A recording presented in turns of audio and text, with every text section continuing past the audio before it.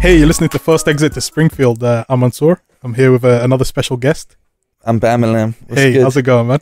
How you doing? I'm good, man. Yeah, good to have you in here, man. Yeah, it's good to be here. Yeah. It's been a while. Oh, been too long, bro. Too long. I'm super excited to have you in here because you're like one of the guys who can compete, like go toe to toe with that Simpsons knowledge. I know, but my memory's bad, so Yeah. you're gonna have to. If you give me the triggers, I'll remember it. You know what I mean? Yeah, that's it, man. Don't worry. I'll grill you. Liam held it up all right, man. He did all right, man. Yeah, Big up Liam, yeah. for real, man. Yeah, it was a great listen. Cool. So, I always like to ask my guests how they got into the show. Yep. So, tell me your origin story. For me, it was just. I don't know if this was the first time it aired in the UK, but I'm pretty sure it was because I've looked back on like documentaries and and I remember just being young, putting it on. I don't know if it was Christmas. It might have been around Christmas time, but it was the first ever episode. They just aired the first. Oh, yeah. The one where they get Santa's little helper. Yeah, the Christmas special. Yeah, exactly. Oh, shoot, you go way back. Yeah, so that it was a new show that was on. I don't know who put it on. I was too young to remember that kind of stuff. But I just watched it, and then since then, I've always watched Simpsons. It's just been as simple as, like, do you know what I mean? Sick, man. Just get hooked, like. Nah, that's a fully origin I remember story. watching it, like, because it was weird. You went to school, like, I just remember talking about it at school, like, it was people like, did you see that Simpsons show? And it's like, yeah, that was kind of weird. Like, why did they look all so weird and stuff? But it was interesting. It's a talking point instantly. They had the. Bruv, how old are you? Like a million years old? I'm 27. Okay. I don't look it, but I've been around the block a couple Sick, times. Man. Hey, take care of yourself. Cocoa about all of that. Yeah, that's sick, man.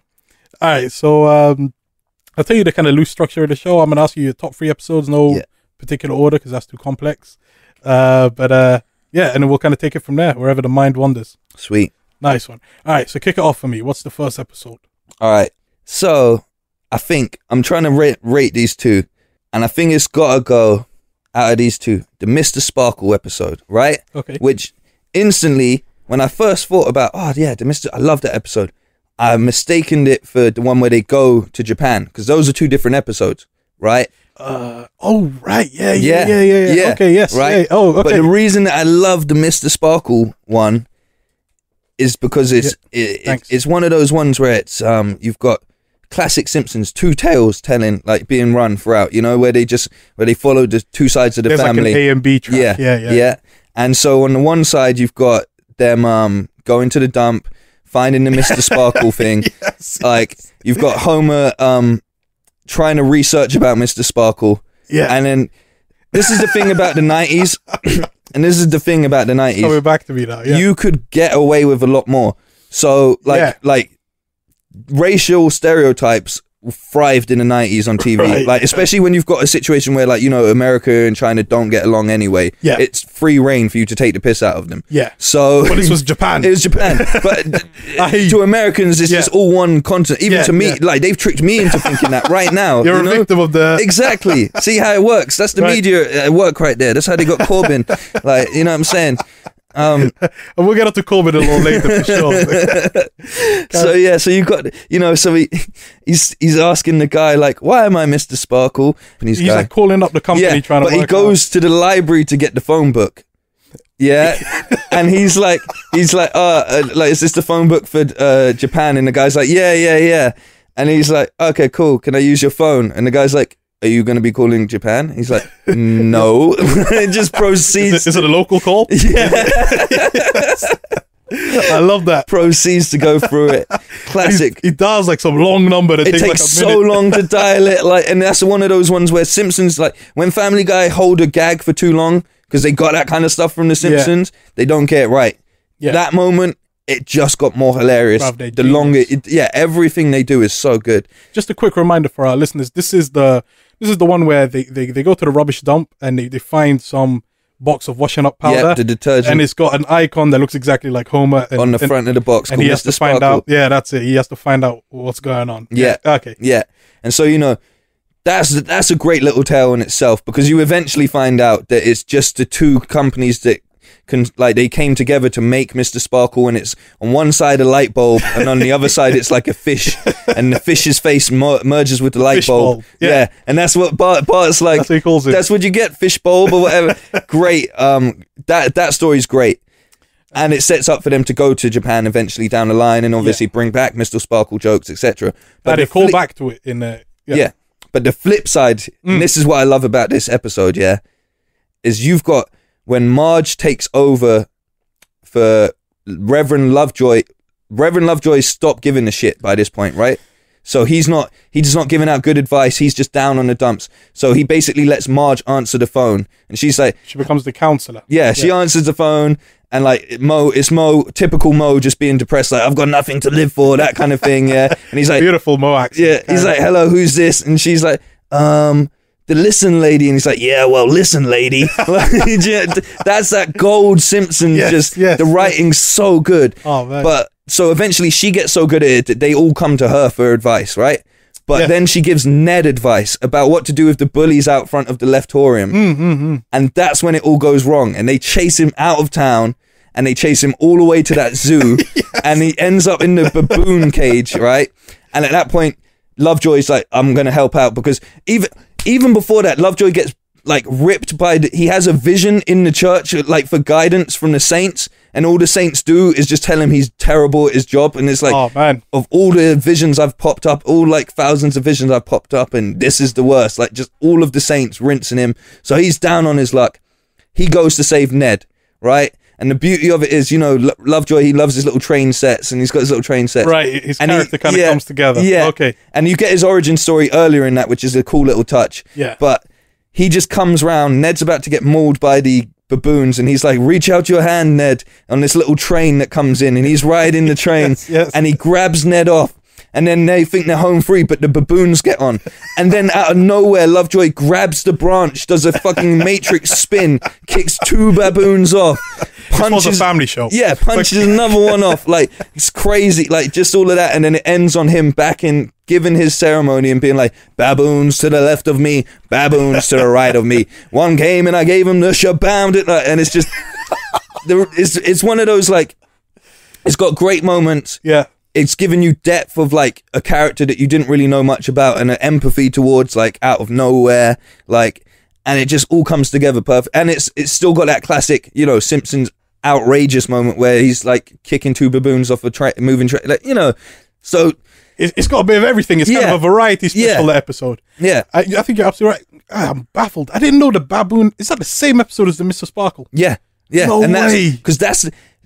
And this is like, you know, golden era, like season 3 to seasons, you can argue up to 15. Right. Yeah. Like, because I'll give a pass up to 18 at times. Yeah. So yeah. So like, you know, but, you know, hardcore fan golden era. And that's like, that's the perfect formula of The Simpsons. The writing from start to finish, there's so much jokes that you have to watch it at least 6 times over. Like, or at an older age, and then you get the ones that you didn't get at the time. Fully agree with that. And then you've got the wholesome part of it, and you've got the classic Homer just doing this stuff, and it's just so much elements. And that's, you know, Simpsons in its prime can just run 2 stories start to finish, narrative, morals, whatever, like perfect, you know, like, so that's my like cover all basis episode. All right, so it takes a lot. It ticks all the classic boxes of what makes great. It's a quintessential Simpsons episode. What I love about those earlier ones, and they don't do it anymore, is they'll have like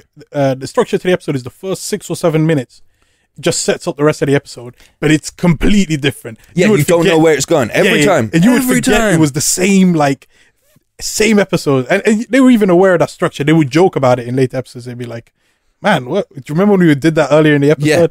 Yeah. They don't do it anymore. I think the structure of the later episodes is it's been modernized to like fit in more so with the current other cartoons. Yeah. And it's also just very like well, they have this like group of like before there was a group of writers, but it didn't feel like that. It felt like it was one person's narrative. Yeah. Now it just feels like loads of different people doing bits for half an hour. I think that's you know what I mean? Because now they have like a 2-minute section at the end of each episode. That's kind of, you know, it's a little tag to the end of the episode. Yeah. It's I'm not a fan of that. No. I like when they used to go in over the like credits and stuff. Yeah. Like, you know, you had the episode where Homer was just like, and who are all these people? And he doesn't get paid enough, and he should get paid. Or when they do something like, when they've got like a remix of a song. Yeah. And then it plays out at the end of the episode, and you get to hear it like in its full. I love those kind of moments. Those are like, that's how it was done well. Like, do you know what I mean? Like, that's how they used to do it, and it was great. My favorite line in the episode is where Marge, she's doing the counseling thing at the church. She cancels the sea captain. Yeah. She goes, face it, your Game Boy is gone. Yes. It's in the bottom of the ocean. It's such a 90s line. Bro, that's the key to The Simpsons. It's a 90s show with 90s jokes, and that's why it kind of captures that era perfectly, man. Yeah, and no one did it better at the time. I'm telling you. Apart from maybe Friends and Simpsons. If you watched all those shows, I think you knew life. You know what I mean? You knew every situation that life could throw at you if you covered those bases on watching those shows. Yeah, I mean, if you listen to Nothing to Lose, my other series, you know my opinion of Friends. But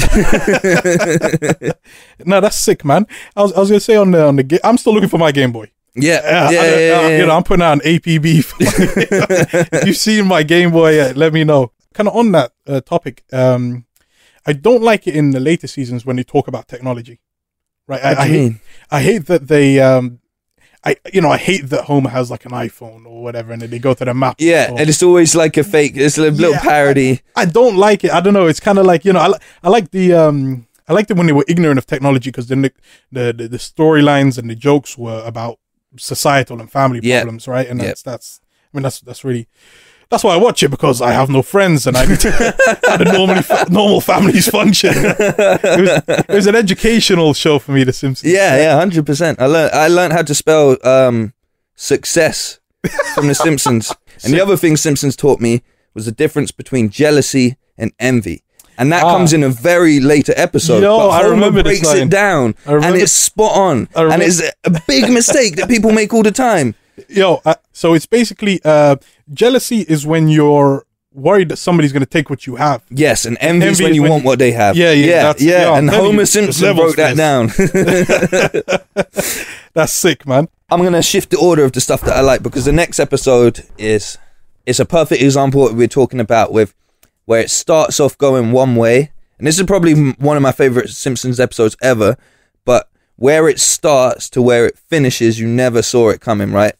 So, let's go. Tell me more. Right? You start off, they're watching TV, a soccer commercial comes on, and it's like, come into the Springfield, like, bowl, soccer, and they look so exciting on the advert and stuff, and then, like, the kids are like, can we go, can we, and Homer's like, can we, and he's like, wait, of course we can, like, do you know what I mean? So they go to the soccer and they're so hyped about it, and then it breaks down to that part where you've just got Kent Brockman being like, and the player passes the ball, passes it back to him, passes the ball, passes it back to him, and you're like, okay, it's going to be an episode about football or whatever, yeah? And it cuts to the, like, Latin guy, like, doing the commentary, and he's all like, go, like, and it shows you the difference in cultures, approaches to stuff, and all of that.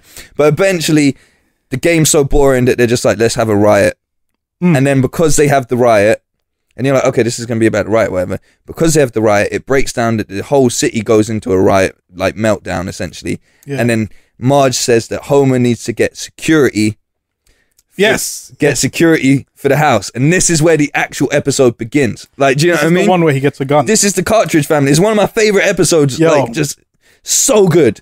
Is this one of your top 3 here? Or? Yeah, this is one of my top 3. Oh, okay. I'm just throwing it in. We moved on to the second. That's what I'm saying. No waiting about with Bam. Okay, like, I'm just moving it into, because it ties into the other one. Yeah, like, with the whole setup. 7 minutes. Gotcha. Like, yeah. So like instantly, and then you're like, okay, like you think he's just gonna get house insurance. It's like, nah.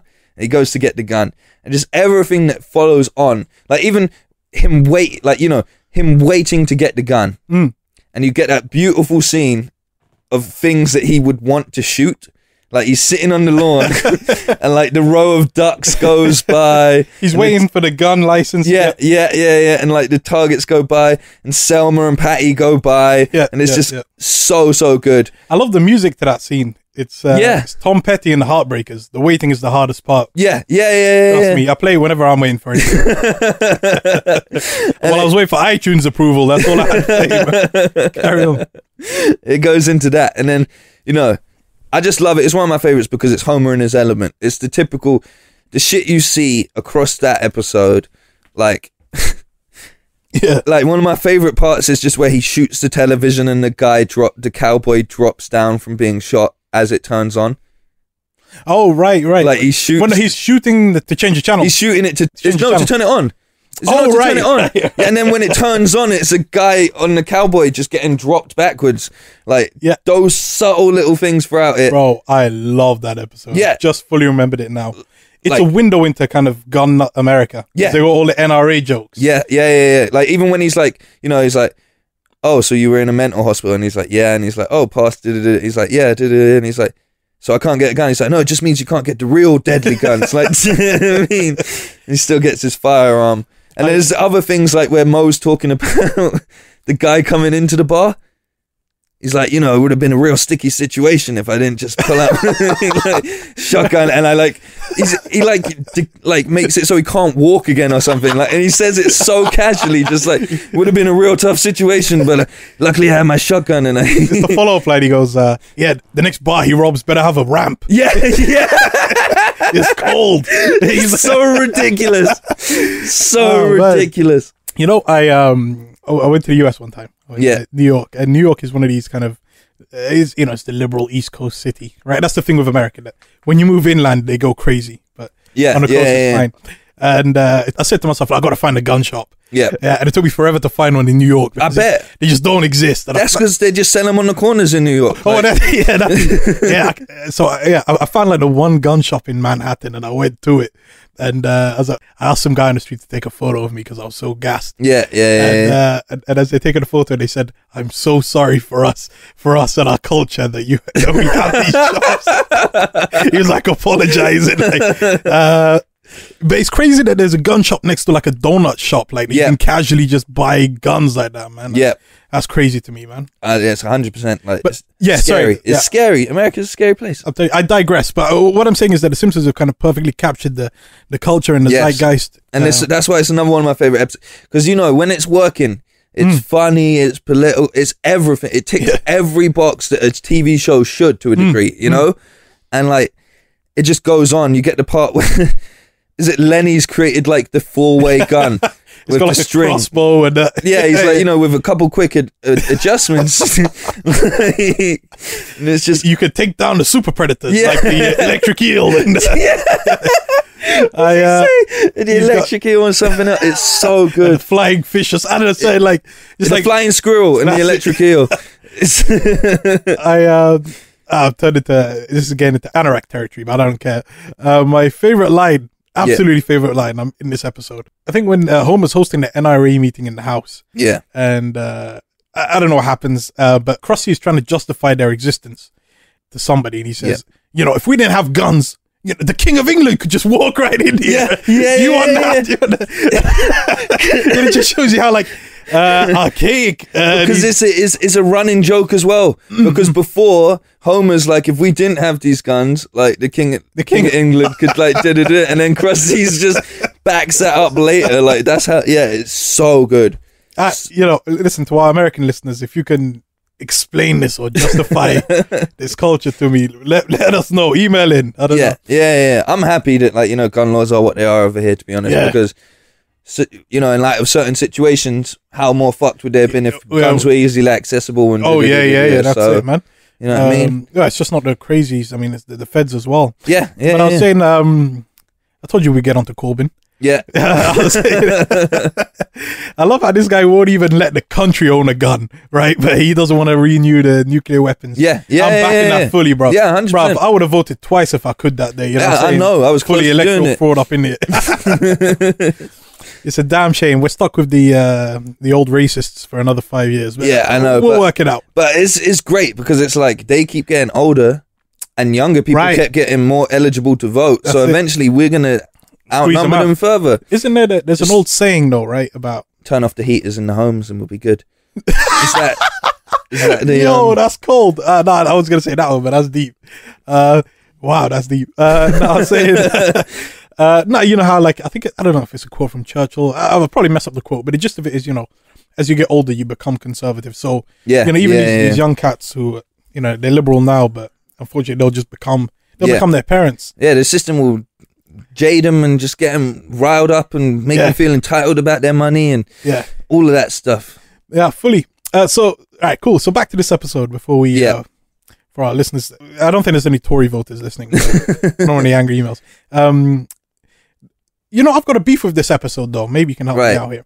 So there are other episodes where Homer has a gun in the house.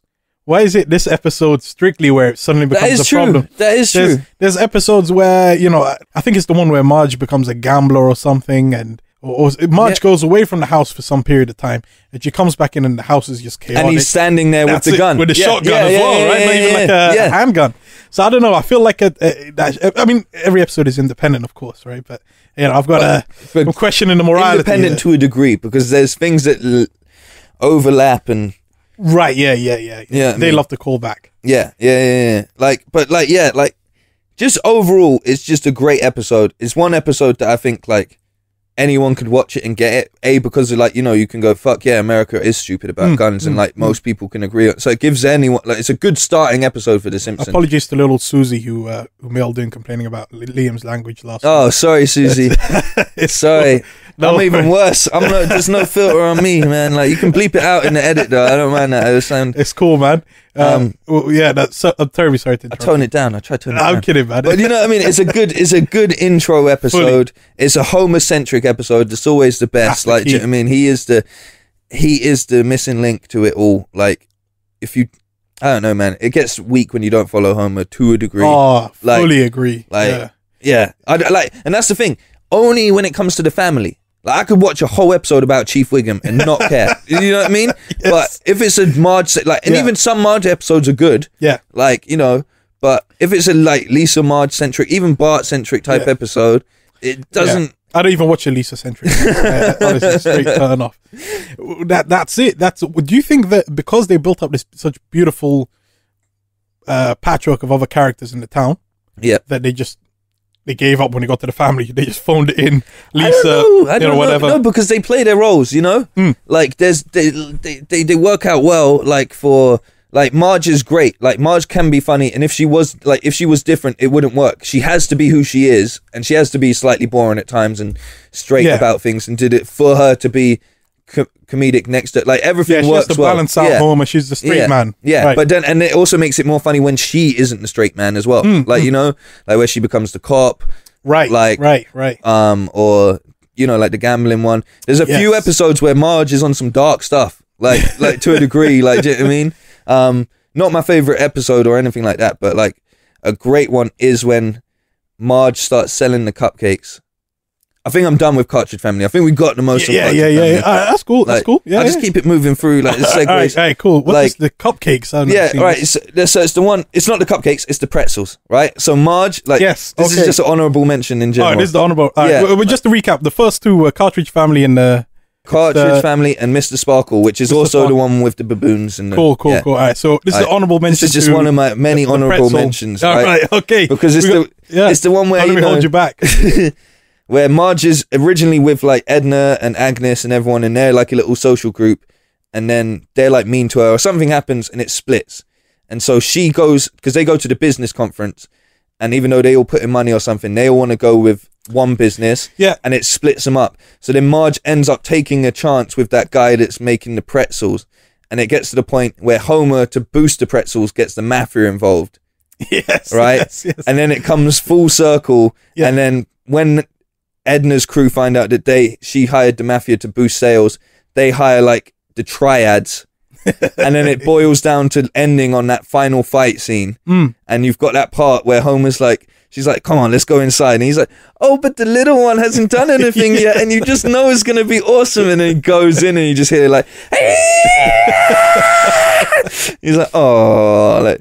A great little that's when the Marge episode's quite funny, following her little stories.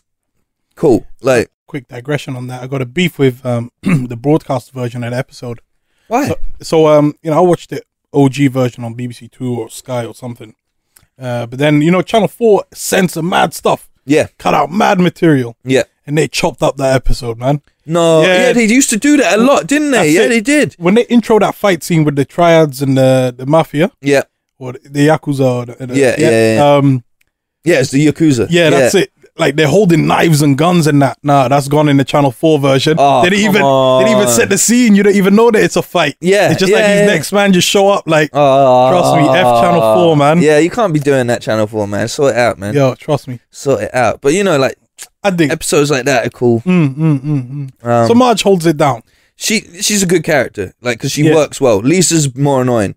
Like, is just a side character. I don't think you should follow her stories a lot of the time, because it's always one, like, it'll be like, oh, Lisa and her imaginary friend. Right. And you're just like, come on, man, this isn't a whole episode. This is a side story. And even if it is a side story at best, they make the other side of the story so forgettable. Like, because it's modern Simpsons. You just go, this is a Lisa episode. You know what I mean? I've got a theory on it, though. Go on. So, I think a character exists because you kind of need this kind of cute young character. It's called the Scrappy Doo effect, I think. Yeah. So it's Scrappy Doo and Scooby Doo, but they also did it in the Cosby Show, which annoyed me. Right. I never watched the Cosby Show. Oh man, what? I'd be claiming that too now after the allegations.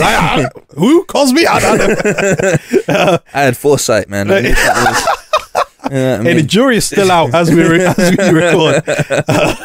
But in that show as well, basically as the seasons went on and the characters grew up, they introduced like another young character to kind of fill that. And I think that's the role Lisa plays. I think it's just, and she's also like the clean cut society view on everything. Like, you know what I mean? Yeah, to a degree. Like, she's very much like, she's the outcast because she's too normal. Like, in comparison to the crazy world that she has around her. Like, do you know what I mean? Like, all of the funny thing that they do about Lisa is, if Lisa was a real person in this day and age, vegetarian, Buddha, she would be Instagramming it up. Like, people would be following, retweeting her tweets. She'd have, like, do you know what I mean? Because, like, the funny thing about her being an outcast within the realms of Springfield is, like, she's perfect as a hipster douchebag in real life. Like, like, she's one of the Shoreditch lot. Like, 100%. Like, she would be famous. Like, you know what I mean? Oh, like, man.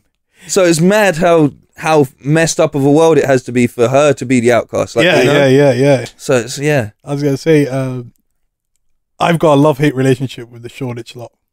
Do you know why I've got a love-hate relationship? Yeah, because I've got to go into the Shoreditch area every day for work. Right. Well, me too for a year. Yeah. So, like, I'm aware that my hair's big and shit, and I'm aware that people can stare to a degree, yeah? Right. That's whatever. To a degree, I like my head when it was, like, I've cut it now, but I like it when it's big, because it brings something to people's lives. Even for a second, like, not to me, but, if they want to look, or they want to look and turn to their friend and say something, cool, I'm happy that I've blessed you enough to a degree that your sad little existence means that I take center stage for a minute. Do you know what I mean? Okay. That's cool. That's cool. Right, okay. Like, that's the only way I can look at it. Because if not, I'm like, I could be like, why are you just... Because it's very obvious when you see someone stare at you, turn to their friend, clearly say some shit, then their friend turns and stares at you too, right? That in my book's rude. So for me to, like, I've had to justify it with, like, cool, well done, look at your life. You have to look at me for a second. Fuck you, right? Yo, 100. Like, you know what I mean? But, like, if they start touching your hair, that's crossing the line. I had like a French guy come. I was just walking through Victoria Station. Yeah, some guy like with a group of, and this is what annoys me, like group of teens. You know what I mean? Obviously trying to be like funny. Like he's like, "Hey man, can I touch your hair?" Like I'm not gonna like impersonate him because it's like whatever. Aujourd'hui, je m'appelle. Like, you know what I mean?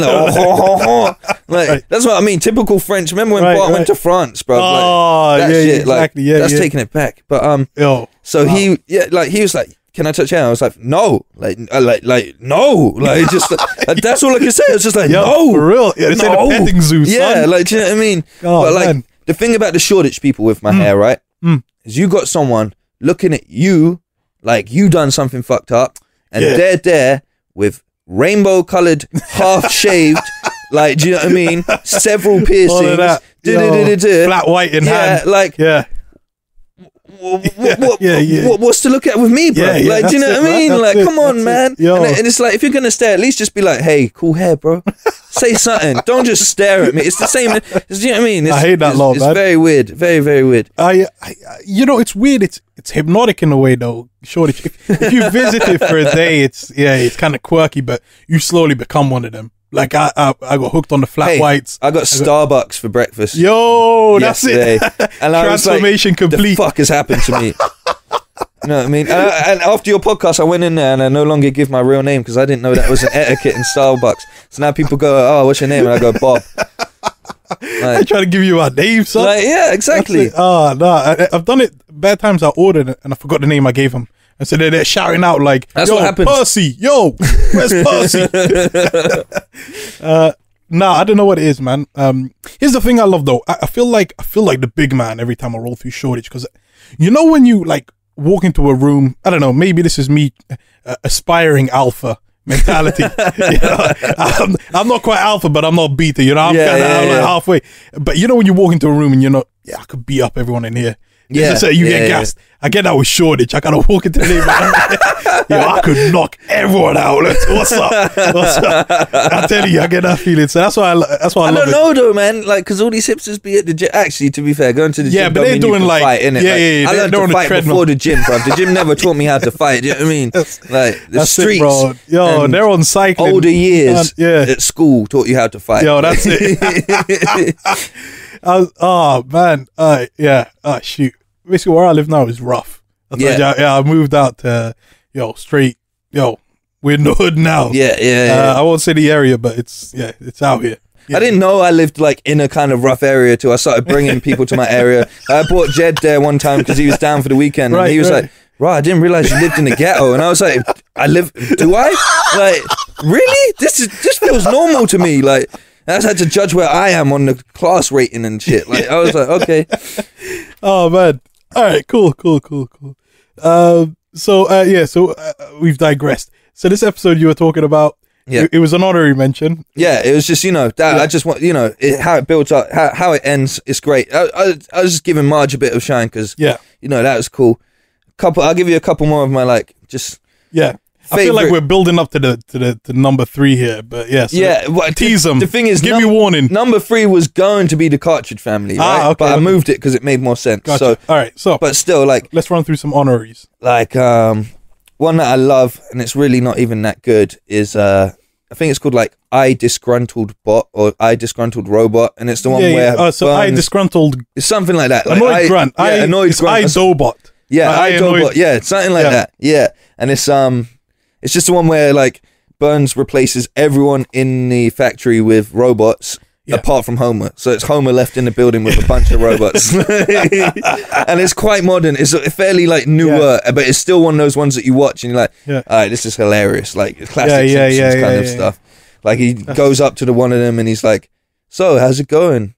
Working hard or hardly working? And obviously they can't reply. He's trying to make conversation with the robot, right? And he gets to the point of frustration where he's just shouting at the robot, like being like, are you A, working hard, or B, hardly work? Like, just great idiot like that. And then he eventually finds out that he can make him talk because he starts to play around and modify them. Right. And then like once he realizes that, he's like, how do I get them to mows and stuff? And then he finds out that they run on like they follow a yellow line. Track, yes. So he just paints a line out of the place. And he takes them all to play baseball. And he tries to convince them that only he should be the hitter. It's just classic stuff like that. And it's like Bart and Milhouse roll by and they're just like, oh, can we play? And like the robots scan them both and they're like, yes to Bart, but they go, we won't take the inferior one after like body scanning Milhouse. And then you got this great moment at the end where Homer basically decides to like give him robo-lobotomies for some reason. I can't remember why, because they start to get boring. So he tries to spice it up. So he starts drilling into them, and then they suddenly but he does it like a million times to get it right. No, that's when he's trying to do the that's when he's trying to get them to speak. He keeps trying to modify them, and they keep blowing up time and time after again. But eventually, once you've done all of that and the baseball and stuff, then he's like, okay, like we're gonna like.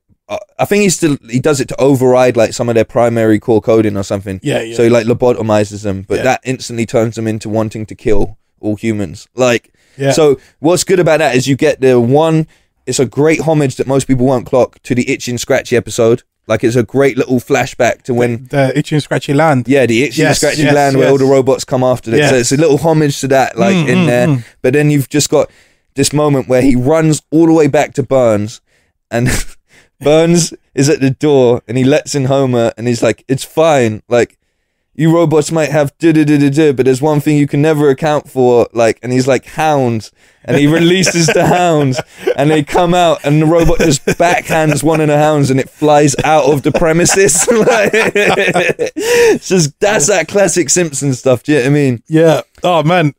So Homer is not dumb. Homer's a secret genius. Yeah, right? yeah, 100%. And his genius comes out in this, the way he kind of plays the robots, gets them out doing what he does, playing baseball, and I think that's beautiful, man. I think that kind of multi-dimension aspect of Homer is great. But really, what I love is how robots feature throughout the series in general. I mean, not just this episode. Whether it's the Itchy and Scratchy or the other thing, they play with them really well. I had like this flashback a second ago. It's like, is it Fizbo? What's he called? The little robot. There's a few robots. The robot that's created by the class research sessions, the ultimate Christmas toy, and they're designed to take out all the other toys. Like, and they all turn eventually. Yeah, that's it. Yeah. I love you and all of that. Yeah. I got this. I don't know what it was. It's like a deleted scene or something, but it's one where Burns releases the hounds. Yep. And instead of the hounds coming out, it's a robotic version of what's that guy called? Is it Richard Simmons or something? I don't know. It's like some 90s dance instructor. Yeah. You know, and he comes out and he's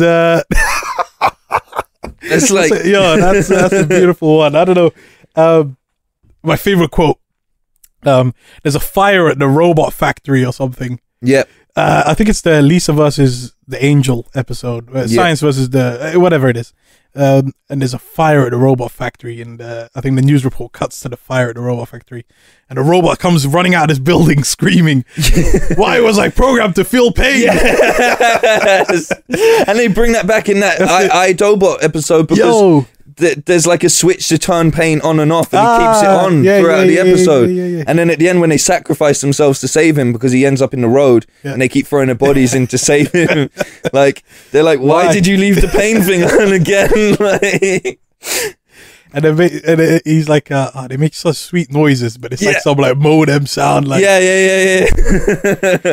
But again, it ties back to what you were saying, where before technology got too much, that's how you can parody those sort of things, where it's like, you know, like, even in the realm of The Simpsons when it was in the 90s, it is still like, oh, what if robots were programmed for like Disneyland and they did all go like with Itchy and Scratchy Land or whatever, whereas now it's a lot, when they do that, it's like, you know, you've got so much examples, you're like, oh, they're kind of working on that now anyway, it won't happen, the safety code, blah blah blah. Do you know what I mean? But before they tie, you know, before it made it kind of like really like scary sort of, I don't know, but you know what I mean? Like, fully. Like, it's interesting. So I used to watch this old school show, The Twilight Zone, the one from the 50s. Yeah. And this predates like the moon landing. Yeah. And so they're like, they're writing like sci-fi horror storylines, but they don't even know what it's like. You know, they're projecting in their mind what it's going to be like. And so it's more like, it's more intense, it's more creative kind of in terms of imagination, and more terrifying. Yeah, because it plays into your own imagination. That's it. So I think maybe that's, in a sense, The Simpsons being a 90s show right before kind of the boom of technology as we know it today. Yeah. You know, they can brainstorm more, and it makes it kind of more creative. And that's why you get so much stuff, where so much articles now, because I know you're not on Facebook, where it's like, you know, Simpsons predicted this or whatever. Yeah. And it's just because, they were fucking trying like their hardest to see what might it be like to a degree, and what's real and what's not and stuff. Yo, those Trump predictions are crazy, man. Yeah, I know. That was like... There's, do you think, it might just be a numbers thing, you know, when you do like a million, what are we on, season 5,000 or something? Yeah, it's just 28 or 29 now. That's it, man. They just pull, and it ends at 30, I think. Bruv, I'll end my life. No, they've said it's ending in the next 2 or 3, so I think it must be 30. That's twisted up, man. But, you know, that's parody show, like spin-offs and stuff, man. That's it, man. I don't know if they ever, Futurama, but but yeah, this is what I'm saying. I think, like, you know, after you do like all those episodes, and something's bound to come up. That's my theory behind that. Yeah, exactly. It's that whole, you know, like infinite monkeys, infinite typewriters. That's exactly right. Yeah. That kind of thing. Like, it's just... That's dope. Yeah, and there's a lot of other scary predictions. Like there's that one where it's going through the years on the couch, and then one year it's like America at war, and next year it's all China flags and stuff around, and you're like, okay, let's hope they don't get that one right. And there's loads of little things like that. I do really like the Futurama episode, like as far as like modern episodes go, and as far as like a crossover, because they did it with Family Guy. This is where they crossed over Futurama. Yeah, the one with Futurama. Right. Which I thought it was done better than Family Guy. Family Guy was a longer episode. Didn't need to be a longer episode, whatever. Yeah, I don't know about Family Guy, man. Yeah. Yeah, carry on. Yeah. But I just liked, they wrote it kind of like a Futurama story. Yeah. Which makes it good because Futurama is a good show. Like their storytelling, like I've cried at Futurama. Like, I'll keep it real. That episode with the dog. Yeah, with the dog, and the dog's frozen in time, and the song comes in with the wait forever and did it. Yo, man, that shit a tear. That shit a tear. I was, that's what I'm saying. And it's an emotional journey. That's deep, man. I didn't even have a dog. I didn't even like dogs at the time. You know what I mean? Respect. Like, man, yeah. But, check out Nothing to Lose for my views on dogs. I know your views on dogs, man. I've been there and you're just like, yo, what's it doing, man? What's it doing? I'm like, it's trying to just lick you and say hello. I'm like, keep it over there, man. Keep it over there. I remember all them times you stayed at the house. I used to come to this guy's house and the dog would come over and I'd just like freeze up. And I do the typical, like, they can smell fear. Like, you know what I mean? Don't act scared around it. I don't know what it is, man. One time I stuck it on this guy, man. We were like drinking tea in the living room and the dog come through and I was like, yo, come on, man.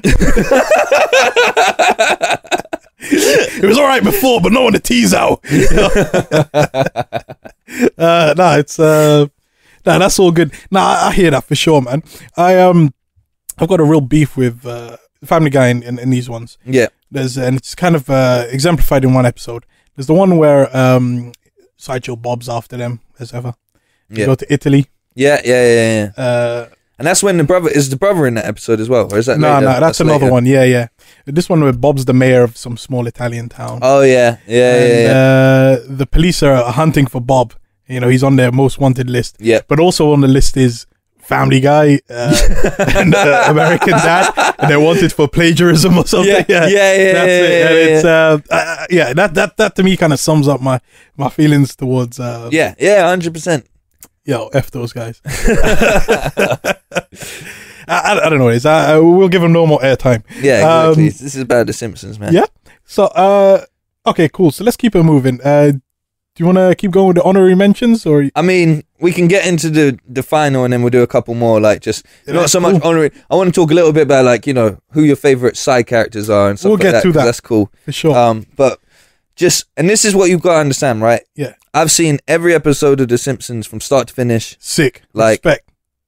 From when I started as a kid to now, and I still watch the new ones every time I know they're out religiously. Much respect. Even if it's bad, I'll still watch to the end. Yes. Just because you have to. Like, you know what I mean? Fully, bro. And I'm hooked. About once every 2 years, I binge watch through them all. So I've seen most episodes a couple times over. Sick. Problem with this is because of what I do while I'm watching these things, my memory is pretty damn bad in general, right? Well, I'm here to help you. But that's the beauty of it, though. Yeah. So that's why I can go back and watch an entire thing from start to finish, because it's like, oh shit. Do you know what I mean? But I fully agree. These are these are my top three where I'm like, these are episodes that stuck with me through my childhood to a degree, or and even now when I think, oh, what ones are great, these ones stick out, or whatever. So my final one is. Here we go. Drum roll, please. Yeah. No. Here we go. Homer's Enemy. Yeah. Yo, the Frank Grimes episode. Yo. Because it just doesn't get better than that. Because it's just one of the best episodes. It's so good. You get so much flashback stuff, because he gets to learn about Homer's life. Do you know what I mean? When he comes over, I think that's one of the best things. He's like, you live in a mansion. Do you know what I mean? You got lobster for dinner. Your son owns a factory. Some kind of genius girl. Your wife's beautiful. Do you know what I mean? And he's just like, so you don't want to stay? And he's like, no. It's so good. Because everything from the beginning of the episode kind of came together for that scene, right? The B track that episode is that Bart got a factory, for $1 in a bidding thing, and then Grime thinks that he's like a millionaire. Bruv, I love the factory scenes. What's the bit where basically Milhouse is like my second favorite side character, but he's great. There's a scene where he's like clocking in for his shift as a security guard. He buys his coffee cup with the rat in the machine. This is my life now. And you know, it's great. That episode is right after Mr. Sparkle episode, yeah? They're back to back. So that's 2 solid episodes. Oh, yeah? no way. Right? They got released back to back. Okay. In the Mr. Sparkle episode, they were on a roll. Lisa pulls out the Malibu Stacy doll and it's headless. And the rat's head pops out of it, yeah? Yes! Then Milhouse gets the drink in the next episode and the rat drops into it. That kind of shit that Simpsons was on, like, do you know what I mean? Yo, there's levels to this. Yeah, like, it's so good. Man, have you seen all the other hidden things that people are like the McBain movie? Yeah, how all the McBain clips make up one film. Yeah, yo. Yeah. I'm telling you, listen, these men are on some, and this was early 90s they were doing this. Levels ahead. Do you know what I mean? Ahead. Yeah. There's a book that I've not read it yet, but I need to read it. It's called The Hidden Maths Behind the Simpsons. Yep. Right, where they clock how there's all like these subtle like equations and numbers that are like slipped into like episode titles and that, like, and it's all like, because all the writers are like maths graduates from Harvard or something, and they've all like weaved into the storyline, like hidden. Bro, there's levels to this show. Like, I know, I'm saying ain't no average cartoon here, man. That's what I love about it. Like, that's what I mean. Even to this day, you can go back and watch an episode, and I guarantee there'll be a joke you missed. Yo, because you're laughing over the other 3 that they hit, because they will hit you joke after joke after joke after joke, and they won't stop. That's it. And it was all good shit. At that time, it was all just great stuff. It's the fire hose approach. You know? They just spray you with bad jokes, and you just gotta catch what you can. Yeah, and you just laugh through the rest of it. And it's like, and it's not even, you know, there's so much more levels to it, because then you get visual gags happening everywhere. You've got puns left, right, and center. The names of certain shops that rush by for a second. If you catch it, and it's something golden, like, do you know what I mean? There's so much things like that. But the Frank Grimes episode is just like, it starts off, and it's just like that news report from Kent Brockman telling the tragic tale of Frank Grimes. It's like, you know, like, what happened to him? Like, he got burnt, he got caught in an explosion. Orphaned and all of that. Yeah, he was an orphan, caught in an explosion, finally worked his way up, got like his master's in nuclear power, all of this kind of shit, and he just comes to work, and it's just like so good. His reaction to, because he's like the normal, again, in the way that's like Lisa's a normal person, so you get perspective. That's what Frank Grimes is. He's the first person to come along and just go, like, you know, he's like an audience member watching it. He's like, how does this guy still have a job? Like, do you know what I mean? And he goes to his friends. He's like, don't you think da-da-da-da? And they're like, hey, yeah, just leave Homer alone, man. He's cool. Like, do you know what I mean? I love when they're comparing degrees. And he's saying, you know, Grimes is saying, you know, I got my master's or whatever. You know, and Lenny and Carl like, yeah, we both got our masters. Yeah. You know, Homer's got nothing. Yeah. And he says, he just turned up. Yeah, that's it. I didn't even know what a nuclear panna plant was. Panna plant, yes. Bro, I swear that was, hey, listen, this is the first ever job I had. That was me, bro. I worked at this company, bro. I was there. I don't know how long I was there. I swear to God, to this day, I don't know what they did or what my job was. Bro, they just cut the check every month. I was like, yeah, whatever. Yeah. Something to do with numbers. I'll crunch these numbers for you. Yeah, exactly. Just say the lingo and keep it bro. going. Hey, trust me, I learned one phrase. Hey, can you run these numbers for me? That was literally it. Bro, for years I got through with that one phrase. That's it, bro. I'm home, I'm telling you. Yeah, I think we all are to a degree. Yo, like, and that's the beauty of it. Sick. Like, do you know what I mean? And it just builds up. It builds up. There's so much good little jokes throughout that. And then it gives you a point of reflection where it's like, you know, he goes to the wall and he's like, is that you with like the former president? Is that you in space? Like, it just keeps getting more ridiculous. And he's just like, yeah. He's like, is that you in space? Haven't you been? So ridiculous. Bro, I've totally forgot about this episode. It's such a good one. And then like Homer decides like, I'm going to be a model employee. Like, do you know what I mean? To like make it up to Grimes. He wants to get him on his side and stuff. And he keeps calling him Grimy throughout it. And he's like, that's not my name. Don't call me this. And he keeps doing it and stuff. And then you get Homer trying to be the model employee because he's like cutting his donut with a knife and fork. Like, and he's got a tie on, like, right? And he uses like lingo, like, "Oh, you'll notice that I clocked it." Like, trying to, you know, when he tries to do like smart talk, and then like Frank's just like, he looks at him and he looks over, and it's still got like the like warning signs still flashing on the console or whatever. He's just like, "Fuck this!" Like, this guy's an idiot still. Man. And then Homer's like, "All right, I'm gonna win his respect. I'm gonna enter the competition. I'm gonna make what the power plant can look like in the future." and Martin enters it, and Martin's one is it's literally a kids competition, right? It's a kids competition. Yeah. Martin from the school, elementary school, he's there, you know, super smart kid. He's built a miniature power plant that looks great, futuristic, whatever, and like Burns is like, yeah, but what can it do? And he's like, well, it's powering 30% of this room right now. Like, do you know what I mean? You're literally in his room. And then Homer comes on. He's like, no, I don't like it. Homer comes on. He's just like, well, it's basically the same power plant that we have today, only I put these racing like wings on it so it can move faster. He's got like some stripes and on he's the put a racing cooling stripe tower. on it. Yeah, Right, like, and it's just like the worst thing. And like, Grimes is all like, hey, look, everybody, Homer entered it. Oh, yeah, because Grimes set it up so he enters it because he changes it and leaves it on his desk, takes out the kids thing and just says competition. And he's all like trying to mock him, being like, hey, look at him in this kids competition. And then he's like, just like, yeah, whooping all those kids' ass. And it's just like, no one gets his point. Like, everyone can't see it. And it gets to the point where he's just being like, I'm Homer Simpson. I don't need to, like, you know. He starts bugging out. Yeah, He's like, bruv, I have every sympathy for Grimes in this episode. So much. There's this mad halo effect around Homer. Like, he can't do anything wrong. Bruv, bare frustrated, man. Because we all know what it's like to be Grimes, and we know what it's like to be Homer. Exactly. So it's like, that's not funny. You know what I mean? And it just ends with him. I'll just touch these live electric wires because I'm Homer. And then it cuts, and it's like Frank Grimes, or Grimy as he liked to be called. Like the final insult. Yes. And then the beauty of it is, years later, you get the comeback where his son comes into play, and Homer doesn't remember him for the entire episode, and it's just even more of an insult to his legacy as Frank Grimes. It's so good. So good. Who does the voice of Grimes? I don't know. I can't remember. Oh, man. But it's a great voice. Yeah. It's like perfectly like he's just like a man just baffled by like life. Yeah.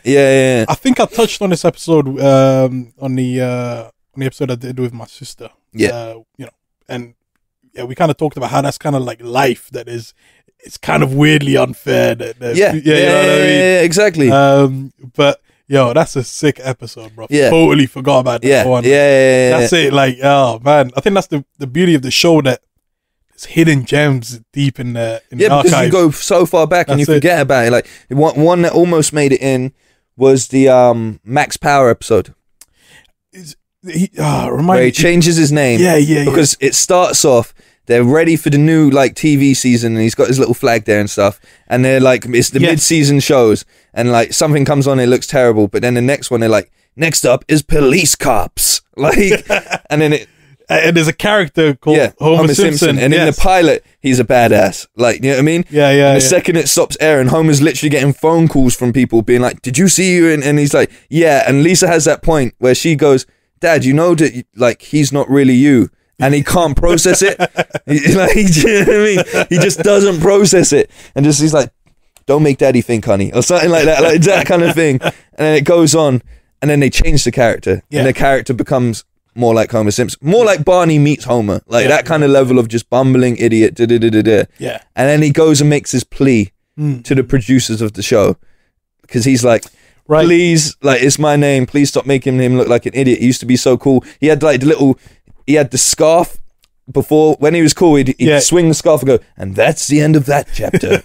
And Homer buys like 1,000 of these scarves so he can keep wearing it and be like, that's the end of that chapter, like, and live up to this thing. And then they change the character. So he's like, what am I going to do with these 1,000 scarves? And they cut to the shot of, he's literally just filled the bedroom with scarves that he can now no longer use. Like, and he's like, why don't you go ask the producers? And he's like, okay, I'll go do that. He goes in there. They justify why they've changed it, whatever sort of thing. And he's just like, but please, let me have my dignity back, and walks straight into the cactus. And then they just rip that moment and put it in the episode where the Homer Simpson character is dangling from the rooftop. And he's like, oh, Chief, I just want my dignity back. And it drops onto a cactus, like, crotch first. Yo, they done him die. Yeah. One thing I love about the show is how they make fun of the TV types, the TV producers, writers, execs. Yeah, it's always great. You know, it's kind of it's a joke at themselves, right? Yeah. I think that's that's great. I think again, this is maybe I'm looking too deeply into it. The Itchy and Scratchy is kind of like a self parody, right? It's to a degree. It's the show within the show. Yeah. And I love how even the writers in Itchy and Scratchy like Harvard grads. Like it's them kind of Yeah. joking at themselves, right? Yeah. And you know they'll always making fun of Fox, who Yeah. But do you know what? You know about that, right? What's up? Basically, Matt Groening made Fox sign a contract at some point, which means that they can do whatever they want, basically. No. And that's why they get away with so much stuff. That explains because it was so popular that he said, look, I'm doing the show my way. Yeah, do you know what I mean? Yeah. They violate Fox. Bro. Yeah, They don't hold back. yeah. Hey, I thought, don't bite the hand that feeds. Nah, they covered that early. Do you know what I mean? They got the pass. Yo, I'm telling you, man. Yeah. Do you know, I heard some mad story about they must have signed mad deals. Who was the one who died a couple of years back? He was one of the producers. I've forgotten his name. But see, I don't know. He left after like 3 seasons. Right. But he must have hooked up some deal that he still got paid for the last 25. Oh, man. Right? So, hey, listen, this guy stacked like 500 mil aside, and he's not even been involved, bro. I need to sign that deal. Hey, I'm going to work tomorrow. I'm telling you, listen, you need to That's pay what I'm me. saying. That's it.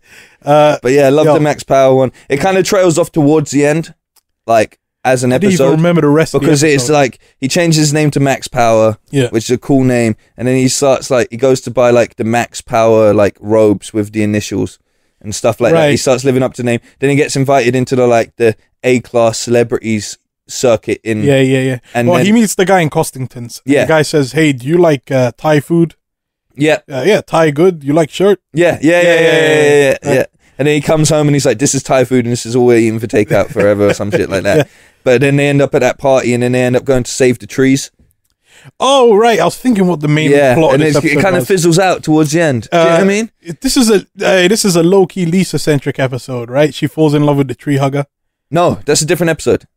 Oh right, yeah. This is the one just where they all tie they chain themselves to the tree, and Homer's gonna get maced or something like that. And he starts running around the tree, and then he runs around so much it cuts the tree and it knocks all the trees over when it falls, defeating the purpose of the. Yeah. So it's still kind of funny, but it's just it dips towards the end. That's why I didn't make my sort of like memorable. But I love that. I also love where he's just in the office going, Max Power.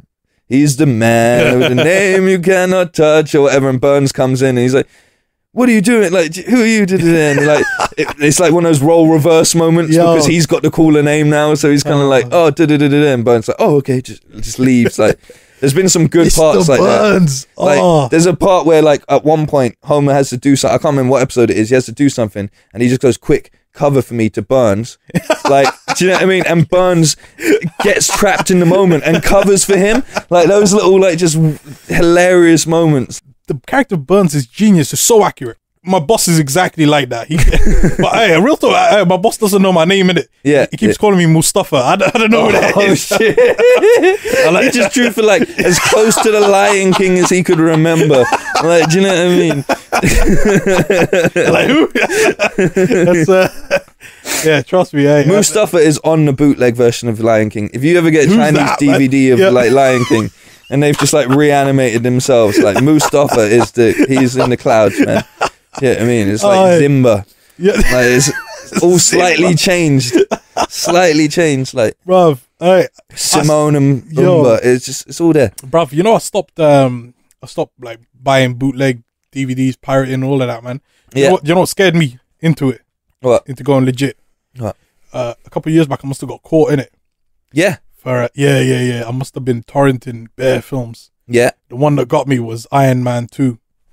What is this about? What is it about? Literally, this year, or last year, X-Men, the most recent X-Men was coming out. I was like, and Logan was coming out. So I was like, I'm going to watch some classic X-Men just to remind myself of this shit, I did it. I get a call because the bill goes to my mum, like, because like, it's her house, whatever, but we live there, all that shit, whatever. So she gets the call. I get a call. That's it. And they're like, were you downloading X-Men yesterday? It, bro. And I'm like, what are you talking about? I'm like, the amount of porn that I look at, and the amount of things you could have probably pulled me up on. Are you going to pull me up on the X-Men, downloading the 2009 version of the X-Men? That's it, like, bro. I tell you, these movies. It's Marvel. How can it be X-Men and Iron Man? These guys, they're the most like, they're watching for it. They're like hawks. Yeah. I'm telling you, I got caught. But this one was twisted. They put it up, that version. And they just saw it was like a honeypot. See who went for it. Yeah. Basically, I downloaded it, bruv, I must have opened it. It wasn't even in English and it was Turkish. And I thought, yo, all right, you got me. You got me, yo. Yeah. That's it.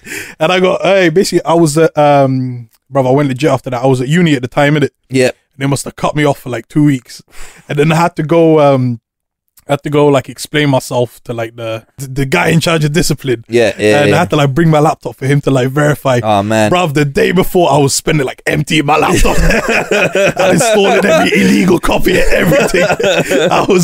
And I went there. He was working like Parliament with those when those allegations came out, like shredded papers. Trust me, when that Savile shit hit, they had every intern deleting files left, right, and center. Like Theresa May still covered that up. I'm telling you, yo, we ain't got decent lawyers, so we gotta verify that. I tell you, one time I had a job. I had like this like summer internship, bruv. To this day, I don't know what the job was, but basically I spent like about 3 weeks wiping hard disks. The guy, yo, it's something illegal. That's dodgy, man. He put me in this room, bruv. Like it was like a data center, bare like racks of servers. He said, bro, it needs to go. I've been laundering money for a couple guys. I've got, do you know what I mean? I've got a ferry ready. Like he was gone. I don't trust those situations. No, I hear you, man. Yo, shoot, where do we get? All right, okay. Anyways, F Marvel, F Fox, F all of them. Yeah. All right, cool. So, that is a phenomenal choice. I think they're strong episodes. Yeah. You got hey, I've met my match. I knew you'd like him at the same time as well, though. You're blown away here. I mean, I knew, like, and I just do this show to get tips on what to watch. You know what I mean? I just need someone to remind me. There's like, do you know things that like there's other episodes that I really like? Like over time, they've still like got good. Like the future episodes have always been good. When they even the modern future episodes are cool. Like they're not like because it's like at least that's different to trying to keep doing the same format that you've done for however many years. You know, so it's cool. Like you've got one where Bart's got 2 little boys. And Lisa's got 2 girls, and she's had him with Milhouse and all, and that's a great story. Do you know what I mean? Like every time they go to the future, and it started off with that episode with the casino, and Shaman or whatever showed them the future sort of thing, and that was the one where Lisa was the president, and Bart was the bum dropout, living with Ralph, which was hilarious, like, and just being like, what happened? And one of their biggest callback jokes ever. What happened to you, China? Used to be cool. Used to be cool has been used so much across the rest of it all. Oh, right. Do you know what I mean? Yes. Because it's such a great, great. China's still cool, like, and that's what that's when the 90s you could stereotype like that. Yeah. That's it, man. It's crazy what they got away with, but bruv, but I think it's done with warmth. All the edgy stuff in the show, they do it with kind of warmth and consciousness. So it's never like, it's never deep like racist like that. Yeah, of course. It's like, genius. That's what I'm saying. Man. Everything like, about it is like, exactly. You know what I watched recently? It was the theory of when Simpsons died. Yeah? Okay. And the episode this person had pinpointed it at was the one where you find out that Seymour Skinner isn't Seymour Skinner. Oh, yeah. And I kind of agreed. 100. Because 100. it broke so much things. It just made you, like, what he said was it took all of the investment you had in all of these characters and situations and stuff and kind of just went, oh, we don't really care that much about it all. That's the worst episode. Yeah, and that... It's... They just gave up. They just phoned it in. They thought, we're all out of ideas. For no reason. Like, do you know what I mean? No reason. There's a few really funny scenes in it, though. And I hear you. I think you're right. I think that guy had a good theory. Yeah, it's like, it was interesting to listen to, sort of thing. Did you ever read the theory of they aired the final episode, but then the final episode is already aired, but they just pretended it. They just carried on making it. I mean, that could easily happen. It's the episode. I think it's the one. It's it's one of the future ones. Right. I've forgotten which one it is, but it's that was because it ends on Christmas. There's a Christmas future episode. I think that's it. There's a Christmas future episode. It's not even that old. It's about 3 seasons back now. Yeah, that's the one. Right. Yeah, that's the one I was talking about. That's the one where Bart's kids don't get along with him and don't respect him and stuff. Okay, yeah, and then I'm not. Or it could be the other future episode where. I think that was the one. If not, because that's Christmas as well. So it seems like around the sort of time when they wrap things up and that's dope, man. Yeah, it is a good episode. That's sick, man. Yo, so you've given me some amazing choices, and I'm blown away. So thank you. So I would ask about some kind of peripheral questions, like who's your favorite side character? Yeah. Wiggum's up there. Yo, like Wiggum's great. Yeah. And the thing is, I can't even remember why he's great. It's just everything he does is great. Yeah. Like the Sky Cops little. That's like fairly recent, but it's still hilarious. He's got a jetpack. Yeah, he's got that jetpack. Yeah. So much things. All of his quotes about Ralph are great. Like, do you know what I mean? He always will bring something up where he's like, "Oh, Ralphie did it," and it's just the dumbest. I'm trying to work out which one's dumber, Wiggum or Ralph. Yeah. I think Ralph is low key genius. Yeah, and they hint at that sort of thing as well. So it's like, Wiggum's a great character. I'm trying to think who else is great, bruv. You got the same haircut as the Don King ripoff in the show. Don King guy's hilarious. What's his name, man? Oh man, Millhouse is great. Anything Millhouse pops up, bruv. You know, everything's coming up. Millhouse is such a hilarious. The episode where like he starts hanging out with like his estranged uncle or something because he thinks his parents have died in a plane crash, and he becomes the cool outcast at school. That kind of stuff is great. Like I love all of that. He's always hilarious. Dad. Millhouse's dad is so good. He's such a tragic character. Yeah. Like, do you know what I mean? Like, there's that scene, and I think it's like they're talking like it's like Lovejoy's talking about all of the couples, and he talks like about them, and like he's like, yeah, well, we wouldn't have been if it wasn't for like he's like, isn't that right? Like whatever she's dating, and the guy she's dating is just like, shut up, Kirk. He's like, yes, sir.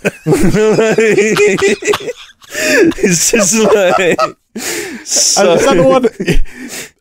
He gets fired from the cracker factory. Oh god, and they just hit him deep. Like, listen, we don't know if single people eat crackers. Frankly, we don't want to know.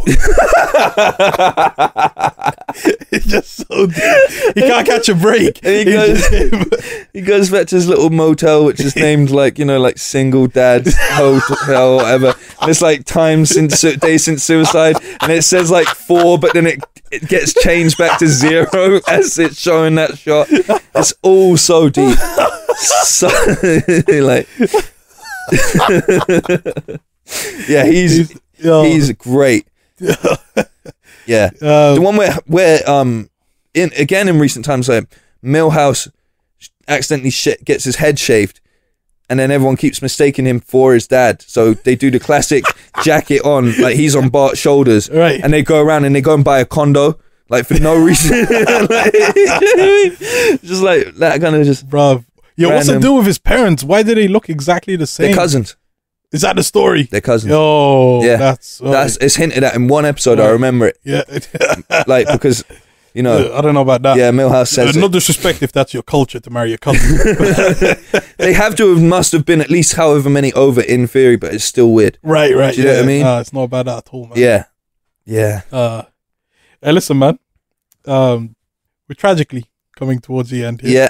But I want to thank you. This is. Can I throw in my best Simpsons gag? Absolutely. My favorite one, and this is like one that I agreed with. It's just like, you know, a few people think like similar. Yeah, it's the one where like it's one of the great just puns, and like Mo's like, you know, like, oh, you call that a crowbar? He's like, this is a crowbar. Yeah, and he pulls out a picture, and it's crows sitting around the bar, and he's like, see, they got the little seats and everything. Just classic, like, bro. Hey, you remind me of. I'll give you one last anecdote. Because I got attacked by a crow recently. Oh, really? Bro, birds are my biggest fear. As a tall person, they scare me. Oh man, I've adopted that fear now. Fully Hitchcock out here, bro. Yeah. Listen, basically, hey, this bird was smart. Crows are really smart. Bro, they're intelligent. It beat me. I must have come out of this. This one Caribbean takeaway. Yeah, some of that yard food. Yeah. Bruv, it must have clocked that I was carrying the takeaway box from far. Yeah, I can see it. Yeah, I don't know who trained it to know recognize the colors. That's it, bro. Yeah. I don't know how it learned, but it knew. It knows from every time it scavenged food from around there. There's food in there. These are genetically modified birds. Somebody trained these birds. Anyways, it's like stalking me down the street. It's like flying a little bit, and I'm looking over, and it'll perch up and stop and wait. I'd be freaking out. Bruv, I'm telling you, I'm taking a few more steps, and it'll fly, and it'll stop. And then I clocked that it was doing it, so I stopped, and I looked at it. Yeah. And it looked away. Bruv, like it looked away.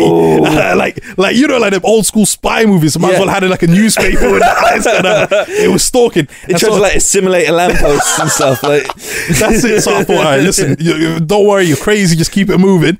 And I turned my back and I thought, all right, listen, this is it. I'm gone.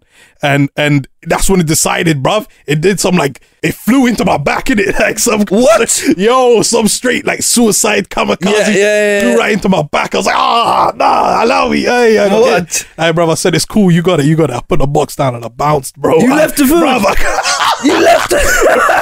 I was vexed. No way. I'll tell you, I was man. I had like one scoop of the rice. And, no, I had to leave it. I was straight jacked by the bird, bro. No. Hey, and I'm telling you, it terrorized me, bro. I started Googling that night what the deal is with this, but in my mind, it was like a vulture or something. I don't know. And like, bruv, it turns out like that time of year is like prime time for like, it's like their breeding season, so they're like on this thing that the newborns are just out, so they gotta bring feed. on the bacon, bruv. And I must have walked past this nest, bruv. Hey, lesson learned, man. Yeah. Trust. Hey, the next bird I see, hey, listen, gloves are off. It's game over. Trust me. And then be calling the RSPCA or whatever. Yo, I'm telling you, hey. All right, cool. So you want any final words or any shout outs or plugs or whatever, man? Nah, man. Just enjoyed it. Yeah. Do you know what I mean? Don't have a cow, man. Listeners, don't have respect, a cow. Man. Take it back. You don't say that no more, man. And cowabunga and all that. Yeah, man. These are old school terms. Yeah, exactly. Yeah, on the real though, listeners, check out this guy if you don't know him. You want to plug a Twitter or something, these guys killing the game, man. Just search Bamalam and I'll pop up somewhere. Look for a white guy with an afro. Yo, this guy's living my dream, man. He's out here interviewing like The Rock and all of that. Bro, you're killing the game, man. Respect. Rock's never been in Simpsons. Of all the cameos, never been in the Simpsons. Yo, they need to bring him in. Yeah, before it ends. Yo, they need to write in another wrestling storyline. Oh, that'd be great, man. The Golden Grandpa episode. Yeah. That's the one I mentioned it last time. I forgot the title. Yeah, Golden Grandpa. Because they first think he's gay because they pull out like tights and like wigs and all of that. Wigs and pictures of like men's lifting magazines and stuff, and it's like, no, I'm a wrestler. Like, it's great. Yeah. Cool, man. Sweet. All right, respect. Peace.